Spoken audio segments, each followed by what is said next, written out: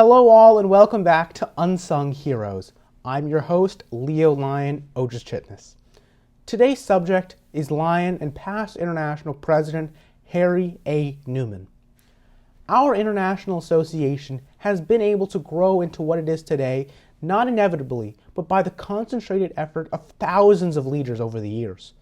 Lion Harry A. Newman is one of those leaders who helped our association to grow beyond its humble beginnings of a band of service clubs in the middle of the United States. PIP Newman was a very successful lawyer in Canada and was a registered barrister with the Government of Canada. At this time in Canada, there was significant trouble for Lions clubs to organize there. Under the current Canadian corporate charter law, any corporation across the world can charter in Canada. But back then, during the days of direct British rule, citizens of Canada and subjects of the British Empire needed to be the ones issuing the charters, which presented a very significant challenge when Lions clubs wanted to organize there. Of course, they could get a few clubs in, including Harry Newman's own club, the Toronto Central Club, and the first club there, the Windsor Downtown Lions Club. But they struggled to expand further due to this corporate charter restriction. Harry A. Newman, being the lawyer that he was, decided that he wanted to do something about it, and when he was first elected to the International Board of Directors, decided to do just that. In order to circumvent this requirement for Canadians to be issuing the charter, they decided to organize a National Association of Lions Clubs for Canada solely for the purpose of issuing charters.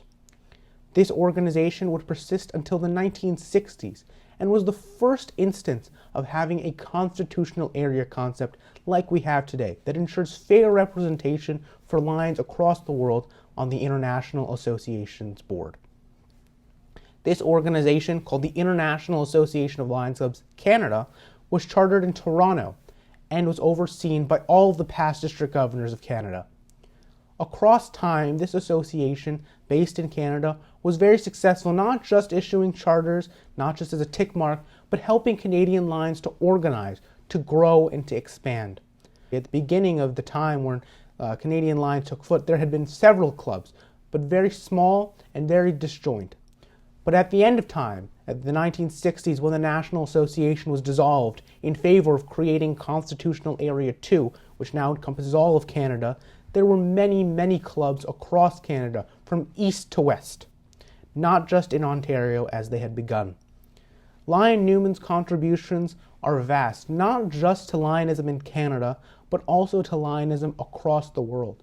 During his term as international president, Lions clubs expanded beyond their wildest dreams, but also his growth in Canada and the solutions he implemented were able to allow us to grow into other countries like Mexico and South America and Europe, where national associations were also required.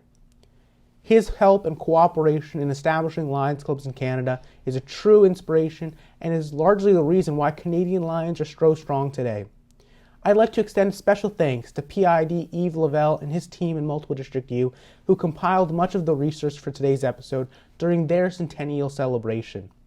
And that truly does reflect on the incredible power that we have as Lions. It's not just an individual impact, but it's all of us collectively working together, even on an initiative like this, even if it is indirectly. Thank you all so much, and let's all learn from PIP Harry A. Newman and go out there and grow our association to new heights of service.